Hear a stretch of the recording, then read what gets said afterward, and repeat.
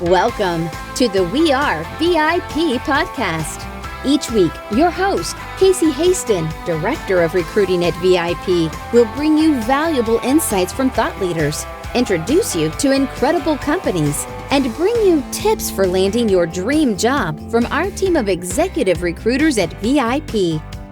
And now, Casey Hasten. Welcome to the We Are VIP podcast, a podcast devoted to adding value to your career or candidate search, brought to you by VIP. I'm your host, Casey Hasten. I'm an executive recruiter, director of recruiting with VIP, and your all-around hiring guru. And I know I say this every week, but I believe it every week too. I have got such a special guest to share with you today who is going to drop some real knowledge nuggets on you. And I'm so excited to share with you also how we met. So today on the show, I'd like to welcome Courtney Ramsey, keynote speaker, leadership development consultant, and custom training creator. Over the past 20 years, Courtney has helped businesses achieve by providing world-class keynotes and training and development solutions. Her goal is to help reduce turnover, increase engagement, and improve employee and client experience. Courtney, thank you so much for being here today. Thank you for having me, Casey. I couldn't be happier. This has been such a long time in the making. Yes, we've had ice storms, we've had, last minute client calls and absolutely all the things, but I'm so excited that we finally got here today. But one of the first questions I like to ask is, and I'm going to let you tell the story. Okay. How did we get connected? Oh my gosh. So funny story. So Casey and I just happen to have one very special person in common, and that is my husband, Brad. So Brad recently started working for VIP. And so, when you started talking to Brad and I don't know how the conversation of me came up, but you learned what I did. And before I knew it, we had a Zoom call scheduled, and we had I just had this feeling like we had been best friends for forever. 5 years at least. Yeah, I feel like you just knew me at my soul level. Yeah. I know Brad came in into the office later after we'd had that conversation. He's like, "What did I do?" He was like, "I've created this monster pair." Yes. And then I got to hang out with you in person at the Christmas party. So it's all kinds of good things. The holiday party. So connections can happen anywhere. Right. You just have to be open to them. They really do, and to be open to exploring them further. Right. Yeah. And it was so interesting because when I met him and we were in our old office and I came in and I was just like, and this is kind of how I came up. He's like, "Oh, you're the one that hosts that podcast that y'all do, right?" And I was like, "Yeah." And he's like, you should check out my wife's website. See, sometimes you don't think people are working for you behind the scenes, and they are. So thank you, Brad. We're going to make sure he watches this one. Exactly. Oh, he is. And if he doesn't, there's a problem. So. My significant quit watching him a long time ago. Well, what episode is this? Episode 193. Okay, let's cut him some slack. Okay, he gets a pass because you don't have to watch all of them, although they're all good. They're all good. I have no doubt. We've had some great guests. But we're here to talk about you today. And, I just want to kind of bring it up because you have so many credentials. You're part of the National Speakers Association, and you're about to take on a big role. I am. I'm currently vice president. So we have a big board of directors. I serve one of those roles. Next year, I am president-elect. And then the following year, I'm the official president for our North Texas chapter of National Speakers Association, or NSA, but not that NSA. Not that innocent. That is amazing. Where do you find time to do all that you do? That's a hard one. I mean, I think I really have to think through and prioritize what really has to be done by me and what perhaps could be done by other people, and not be afraid to delegate, and not be afraid for people to do it in the way that maybe you wouldn't do it. Oh, that's but the so end result important. is still the same, right? So prioritization is huge. Have you read the book Who Not How? I have not, but I'm going to put it on the list. You just said exactly what that whole book is about. Don't ask yourself, how am I going to get it done? Ask yourself, who can help you get it done? And then once you identify that person, let them do it their way. Exactly, right? If more people would just let go, one thing I'm learning the later I go in life is I have control over nothing but me. Exactly. Just let it go. And if the end result is great or even just good enough, then that's a win. So, Courtney, tell us a little bit about yourself and how you got to where you are now doing what you do. Well, it all started in 8th grade. Are you serious? Is this a joke? Sort of. No, this is like my origin story, if you will. Okay. So I had to do a speech in English class. and it was an impromptu speech. And if you've ever given a speech before, you know most people prepare. This is the kind where you had to walk up to the front of the classroom and you had to draw a piece of paper from a plastic red bowl. Oh. You had to read the prompt, and you had a minute to prepare, and you had to start speaking. Wow. So In eighth grade? Yeah, so that's 12 or 13 years old. And get this, the prompt that I was lucky enough to draw. Granted, this was an earlier time. I can't wait to hear. Is there too much sex and violence on TV? In eighth grade? What? I know, right? Like, my teacher would probably be fired now. Like, times have changed. But that was my topic. And wow. I'm not even going to say the real word, but the real word was not sex. It was something else that I couldn't pronounce very well. Let's just say it's another word for adult movies. Yeah, that word. And I had to sit there with my face flushing bright red and give this speech to my fellow 12, 13-year-olds in 8th grade. But here's the good news. It didn't kill me. I actually found out that I like speaking in public. So in high school, I pursued speech, drama, and debate. And then getting out of college is when I started really getting more into speaking. And so, but you focus on leadership, right? I do. Mm-hmm. And so, I mean, did you ever, did you ever have a job where you were a leader, or have you always just been natural trainers? Okay, so tell me about that. So yeah, just leadership roles on my team, of course, because I really firmly believe everyone can be a leader, no matter if you have the title or not. But I did definitely take on a leadership role as a leader for the training division, shortly for training in the Sephora division of JCPenney. Okay. So back when Sephora inside JCPenney was a thing, it wasn't until recently, I helped lead that team. And that was a unique experience for me.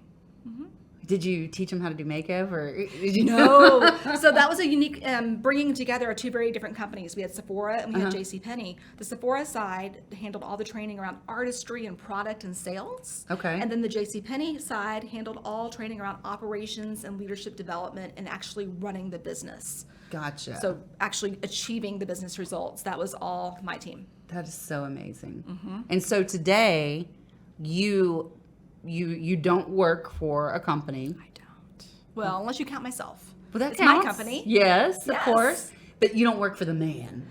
I don't. I don't have an official, person who's writing my paycheck. I report to my clients. Yeah. So I feel like my clients are kind of my leaders in a way, because they're asking me for specific things and I'm delivering those things. But no, I am my own boss at this point.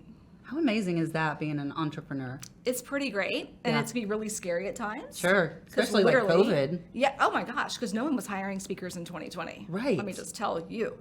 Yeah, that was a really scary thing. Did you do, how quickly did you shift to like the Zooms and the videos and stuff like that?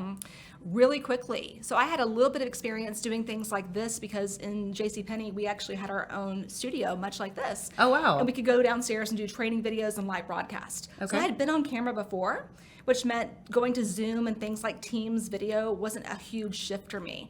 And I really believe that great training can be done in person, live, speaking to people right here in front of you, or done through avenues like this in Zoom.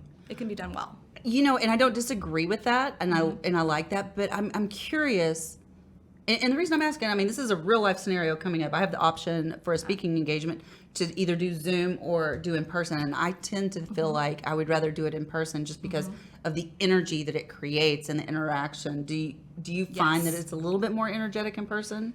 Yes, for a variety of reasons. First of all, with your speaking engagement, if everyone who's watching you is going to be in the same room, to me, you should absolutely be there. There's something a little odd to me about having someone piped in, unless there's a really good reason. Don't get me wrong, it can be done for a really good reason. Maybe this person's international and can't come over. But when the entire audience is together, I prefer to be in person. Okay. Energy-wise. That's a good distinction for But sure. I would also say, even just for people out there deciding whether or not they're having an event live and in person or virtually, think about the energy that does magically happen when you get everyone in the same room. Yes. Because and I'm seeing it with all the events I've done lately, people are so excited to be back in person today. For real. And all those little conversations you have in the hallways, on break, or at lunch, those are things you can't necessarily replicate online. And that's why people love going to events. It can be because there's a great speaker. And I know you will be fantastic, Well, thank right? you. But it's also because of those relationships they're inherently building at that event. So tell me a little bit about your training programs, your presentation programs, and coaching programs, and who might benefit from hiring you. Absolutely. My favorite thing to do is to talk to people who are transitioning from that hypo space to a leader of a team. And I'm going to be honest with you, the reason I like talking to those people is because so many people, myself included, struggled making that transition. Okay. It's a huge paradigm shift. You go from being the superhero, and I like to say you wear the cape, and you solve all the problems, and it feels really good. And everyone calls you and says, "Oh my gosh, Courtney, you're amazing." I like for people to call and tell me I'm amazing. Well, we all do. Hello, ego, right? But then you shift into this leadership position, and you try to keep being that person, but now you also have this team. And so many people don't realize they have to take off the cape, and they have to let their team be the superheroes, and they get results through them. That's how they know they're doing a good job, is their team is becoming a team of superheroes. Oh, that's really good. Oh, thank you. Thank you. It's a shift in mindset, though. It's such a shift in mindset, and you just shifted mine. You know, and I just want to put some real world application around this because, you know, I've recently taken over as the CEO of Success North Dallas. Yes. And thank you. Good job. It's a big job. But what I'm having, what you just said, because I have been trying to wear the cape and do all the things. I know. And be everything to everybody, and it's And wearing it's not working me out. for you. No. Like, as someone I really love says, "How's that working out for you?" And the great thing is, I've got a whole team there to support me. Yeah. I need to give them. I am literally going to go buy them capes. I love it. And you can personalize. Yes. Yes. I love that. That's a great idea. I actually did this for my team a long time ago, and we gave each other little names. And so the name they gave me was Networking Ninja. I love that. Isn't that fun? That is fun. That's a good one. So how else have your services changed, or have they changed back since so many companies went remote? Yes. So definitely we had the virtual option. Yes. And that's not something that necessarily was offered, I would say, a lot prior to 2020. So that's always an option. The biggest thing, though, I think that has really shifted is really how we bring people together. I see such a big difference in when people are together and the energy that happens in that room. One service I've started adding back on because we saw a dip in engagement and teamwork when everyone started working remotely is higher level leadership, calibration, strategy, and team building sessions. And I see your face. It's like, think about how everyone was together in the same office, and think about what happens inherently in those environments. There's the water cooler talk, or just dropping by someone's office or cubicle. None of those things happen when you are working remotely 100%. Or even when you're working in that hybrid, a lot of that is cut out. So what we're finding with teams is that natural relationship that used to be there, that camaraderie, that connection, that was starting to go on the wayside. And so a lot of leaders have brought me in recently to do calibration sessions to get everyone back on the same page, start talking about things other than work, start to build those relationships back up. Because as you and I know, the magic happens in the relationships. For real. I love the people I work with. I don't just like them. I love them. Good for you. And that's because, you know, we have such a safe space where we work that we're allowed to, like, every day I come in, I swear to God, we've got a new game that's there for us to play. You know, we've got basketball hoops and golf clubs and golf balls. And I mean, there's always somebody playing. Yeah.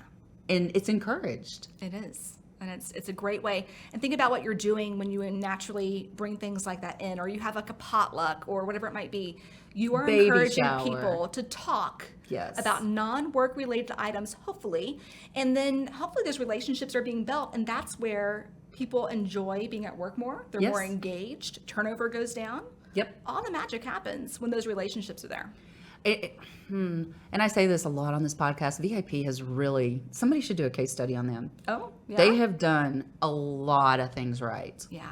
To keep their employees happy. That's great. While still getting results. Exactly. You know, and so it's been an absolute pleasure. I just had my 5-year anniversary.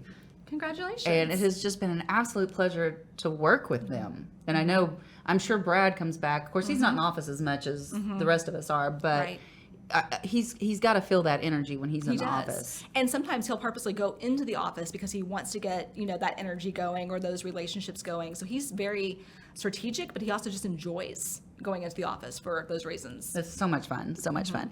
So from your training experience, what would you say, why do so many companies struggle with training, whether it's onboarding a new employee or even just continuing that, training for the employees that you already have? Why do they struggle with that? Why do they not see that as a benefit? Well, the good news is that I'm starting to see a shift. We are seeing more companies put more emphasis and resources behind training and development, because we're starting to see lots of numbers that are saying people will stay at companies longer when their companies are investing in them. Yes. So we are seeing a shift.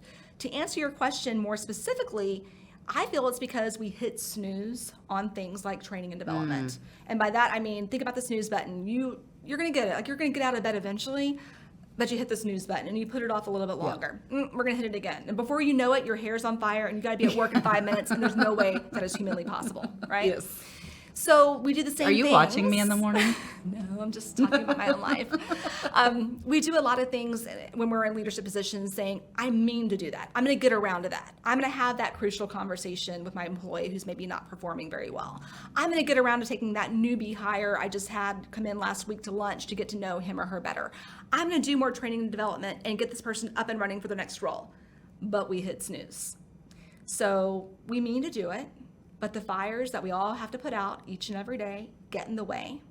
So if companies can start to work with people like me and get, or their internal training teams, and really put that structure to the way things are done. What happens in the first week? What happens in the first 30 days, 60 days, 90 days? How are we going to keep people who have been there for 5 years like you really engaged and give them the resources they need to do their current job well, but also their next job well? Whether that's a leadership role or not. How can we make them be successful? Because the more we focus on other people's success, the greater success we'll have. I love what you just said there. And so much good stuff coming out of your mouth today. Well, thank you. The more we focus on other people's success, the more success we will have. Absolutely. And I think so many people feel like, regardless, and sometimes this is the hiring manager that's threatened by the person that's up and coming, right? I've seen that millions of times. And so for you to be successful doesn't take away from me being successful. Absolutely not. And as a leader of people, I mean, you should know that the measure of your success is hiring great talent and then letting them shine and letting them take on other roles for that company. I mean, you don't want to hire a lot of minions who look and sound just like you and who will never get past that role. That's doing no one any favors. Exactly. And I just had a thought about that too, about, hiring people that look like you. But it brought to mind one of my clients, one of my hiring managers that I'm working with right now. And I love selling her role because she's such a mentor, and she's not one of those that wants to hold all the information close. Yes. Because she's afraid you're going to take her job. Right. She tells people in the interview, she goes, I want you to learn as much as you can from me. I want you to take my job. Absolutely. So she goes, I can't move up in my career unless I groom you to move up in yours. That is one of the things we used to tell our stores back at JCPenney is if you want to get promoted to, you're currently a manager of Sephora inside JCPenney. If you want the field leader role, find someone amazing to take your spot first. Oh, there you go. That's the first thing you need to be doing. And train them up to where when you leave, the store is good to go. What is your favorite topic or let me rephrase that. Which topic do you think is the most impactful that you train on? Oh gosh, there's so many, but for me, everything comes down to relationships and communication. Like if we could just understand that most problems, especially at work, but really at home too, come down to a lack of a relationship or not so great communication, I think the world would be a better place. I don't disagree with you. I had a conversation with a young professional, a young executive. I invest heavily in young executives. That's very much a passion of mine. And I have an assessment that I use with them. And within this assessment, one of the pieces is it talks about how people communicate. Yes. And some people like me, I'm just like, bleh, I have no filter, right? Other people, when you talk to them, they sit there and and my boss is one of these, and I'm just like, why won't you answer me? Because he sits, I'll give him the information, and he'll sit there and he'll go, me think about that. Never saying that out loud, but I know that's what he's doing. He's processing. Thinking. And so I was explaining this to this young executive based on his results, and he goes, oh my God, this makes so much sense. And you don't realize what they don't know. Right. Like, I can talk to you one way, but I'm probably not going to talk to, somebody else the same way. Right. And right. so what you're saying about the different styles of communication. Huge. That's one of my favorite classes to teach, to go back to that question, is communication and behavioral styles, whether we're using a tool like DISC or I have one called Blind Spots that we use. And to your point, it's showing the 4 different kinds of personality and behavioral styles, if you will. Because now if you get the information ahead of time, for your boss, for example, if you know this person's more systematic and analytical, if you know they're more processor, that silence isn't going to freak you out. You just know they're thinking about it, right? Yes. And you know they probably need facts and data and figures and time to think about decisions before they can feel good about something. Like, this is not a gut instinct kind of person. So that's a huge one. And then I really think, if we go back to another topic that's huge right now that everyone needs early on, but really we need it even later on, emotional intelligence. Oh, thank you. Yeah, it's a big one. Like, if everyone could just have that, even in high school. If we could start teaching this in high school, oh my gosh. Why don't we? Someone in a high school environment, please call me. I will come in. I will teach this. She'll write the curriculum for you. It is just such a huge thing. It is. And I actually went through a course with my team on emotional intelligence. Good for you. And what was so interesting to me is the ones that say, of course I'm emotional intelligent. I don't need this. And I'm like, you probably need it more than anybody, because you're so clueless.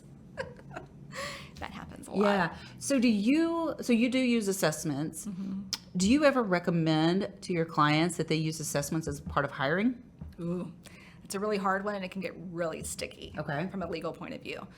Sometimes assessments, you got to be really aware of all the science behind the assessment, first of all, to make sure it's statistically and scientifically proven, valid, all the good things. Yep. And then I always like to say, if you're going to use assessments, use it as a data point, not as your ultimate decision. Agree. Yeah. I mean, I think having more data points like that is a good thing to have.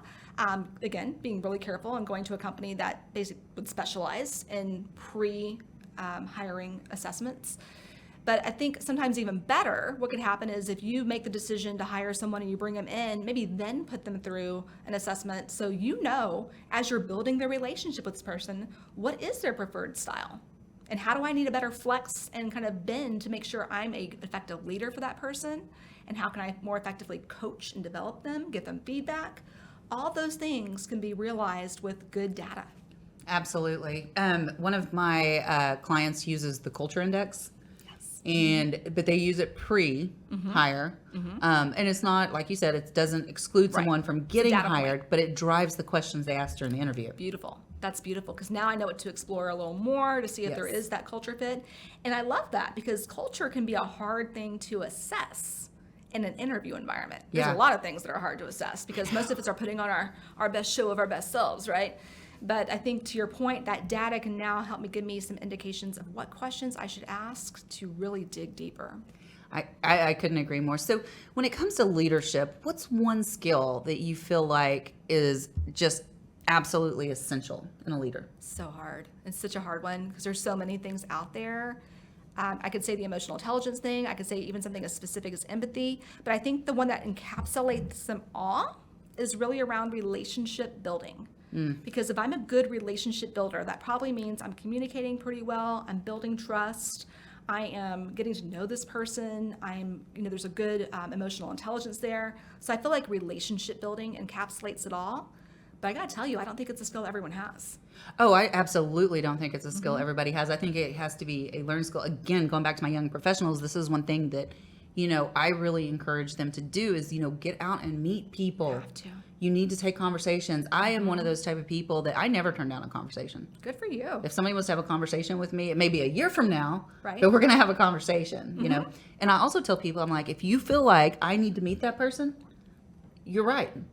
You don't ask my permission. That's just a wasted step. Me. Yeah. Good for you. And I have met some of the neatest people that way. And it may not be other than just that one conversation, but then it may be that it leads to another conversation, conversation. But it's still, you've got to pour into those people once you have established that point of connection. You do. And on purpose. And that's where the relationship comes in. Exactly. You do pour in, and you have to do it on purpose, because another thing we snooze on, right? Yes. Oh, I mean, how many of us have said, "Oh, we're going to get together soon," and then 2 years pass. Yes. Right? The same thing happens at work, and the same thing happens in our personal life. We have all these meant to, should have, could have. I'm going to get around to it, and then we snooze, and So, have you read the 5-second rule? I have. Very Mel Robbins, right? Yeah. I promise you I did not steal that from Mel Robbins. I have it trademarked. I swear to you. No, I was like, But it reminds 5, you 4, 3, of 2, 1. I know. Like, get up, just do it. I know, and I'm kind of embarrassed to say that, I am that person that hits the snooze, and that, and I seem to have slipped more lately. Yeah, it's interesting. I know, I need to do some inner work on that. Why do you think it is? I don't know, Coach. Tell me more about that, Casey. Tell me more. Maybe after the podcast, we'll explore that a little bit more, because I think I have a problem. Because that's really one thing that I do pride myself on, and I do need to. No, I want to explore what it is that is shifting that, where my 5, 4, 3, 2, 1 hasn't been working too well lately. Yeah. That's the odd thing. I've actually done the 5, 4, 3, 2, 1, and I found myself still sitting there. I'm like, why am I still sitting here? Yeah, it's hard sometimes. Yeah. It seems like such a simple thing, but putting that action at the end It is. That's the magic. The kicker. Yeah, that's what makes it work. So, what advice would you give to our younger workforce regarding crucial skills to have throughout their careers to become leaders? Because they're not going to have those originally. They may think they do, and Right. they may have. But what are some crucial skills they should be on the lookout for? Crucial skills to be on the lookout for. Well, I think one of the skills to me that you need to be aware of, and a lot of people don't have it, is the actual quality of being self-aware. Yeah, that's a good one. Right? How many of us have gone through a vast portion of our professional life without getting any good feedback? And then you get that feedback and you're like, oh my God. Right? Okay, let's just get that out of the way in the very beginning. Start asking for feedback, specific feedback, as early as you can. So that might look like asking your coworkers, tell me about my communication style. How can I make it better? What do you like? What do you not like? Maybe talking to your boss, maybe on project X, how can I do this even better? Notice I'm getting specific. I'm not saying things like, what am I doing well? Because that's so broad. But if you start asking for feedback, and then better yet, listening to it, not rejecting it, and putting some of that feedback into play, I think that'll really help your self-awareness, and that will help you grow faster. I also think it goes back to relationship building. That's the second thing I would say. Have you noticed that, especially with your young professionals, people at very high positions are more likely to take a meeting with them because... Yes. Right? Oh, so, it's funny, there was a TEDx talk that went with the group that I did back in May at Plano Senior High. There was a gentleman in high school, and his entire TEDx topic was around the importance of networking early on. Yes. Because at 16 years old, if I'm emailing a CEO, guess what? You're probably going to get a response. There's a real good chance. Yeah. At 45 years old, you probably won't get that same response, right? So the earlier you can start networking, reaching out, asking for connections, and then really learning from these people, even if it's something as simple as asking the same question: what skills should I start gathering now? How do you recommend I start to prepare for a leadership role? I'm telling you, it's, again, that's where the magic happens. Do you know how old our youngest young executive is? High school? 15. Yep. Yes. See, that's great. Yeah. This person has more power at their fingertips with the power of social media, with the power of email, Zoom. Yep. It's so amazing when she joined, because, before that, I think our youngest young executive was like 24. And she had approached me and she's like, I see what you're doing out there with them and I want to be a part of that. And I was like, she says, so how old do you have to be to join? I was like, I don't know. I never really thought about it. Come on. She got up and spoke at Success North Dallas, and because she was the youngest, it was momentous, right? Okay. And to your point about those high-level executives being more likely to talk to them, so many of the executives in the room wanted to talk to her afterwards because she joined and she recognized the value of networking. Yes. Isn't that amazing? It's huge. So people, I don't care if you're just out of college even. Start to take those meetings or ask for those meetings. If you're in a corporate environment, you can be the 23-year-old who just got hired asking the CEO, what's the harm? Yeah. If you get told no, it's fine. Yeah. It's fine. Take a step down But what and if go they to say the VP. yes? What if they say yes? What if you can start building a relationship with the CEO from day one? That's amazing. And you never know what little tidbits they're going to share with you. You really don't. You really don't. We could go on all day. I know. It'd be so easy. Okay. So I want to get to our VIP questions. Okay. Are you ready? I think so. Okay, ready. Don't run. Okay. I had Trey lock the door, so you can't get out until you answer. All right. So We could do that. So if you were chosen to be one of the first colonists on Mars, what 3 things or people would you take with you? Okay. Well, so I was thinking about this one because I thought, okay, if I'm a colonist, that means I'm probably not just going out there on my own. There's other people with me. I'm going to say this is like Matt Damon on The Martian, right? We have things out there. So I'm taking my husband, my son, and my dog. Okay. You know, you can't replace those things. Fur babies are important. They are. They really are. And I can't just leave her on Earth. I mean, come on. Who would take care of her? Who would take care of her? What kind of dog do you have? She is a Australian Shepherd mix. She's all things Shepherd. Yeah. I'm all about the fur babies. Yeah. I love my fur babies. She's pretty great. All right. What's one thing you do each morning? I can't wait to hear this to set your day up for success. Oh, girl. So this kind of comes back to what I want to do and what I do. Okay. Because of traveling for clients, I don't always wake up in the same place. So it's kind of hard to have a specific routine if you're in a hotel room. But the one thing I do is I hit the snooze button, right? Okay. On purpose. And in that 9 glorious minutes when I'm laying in bed, so comfy, cozy, I am thinking of, first of all, I'm thanking the God of my understanding for letting me be here one more day. And I am thinking about my intentions for the day. So I'm thinking about the most important thing that I want to accomplish, and I'm asking for guidance on doing the most important things and making a positive impact on people. I love in that. that 9 minutes. Yeah. I think setting your intention for the day in the morning is so important. I had a feeling that might resonate with you. Yeah. Whatever gave you that idea? I have no idea. Don't get me off on a whole other subject. We got to wrap this up because we talk about that later. Okay, so my final question for you. If your life's work was being summarized in a news article, what would the headline be? Might sound a bit repetitive of what we talked about today, but I think it would say relationships and communication, the secret to your success. I can see that. Yeah. How do people find you? I know they're going to want to.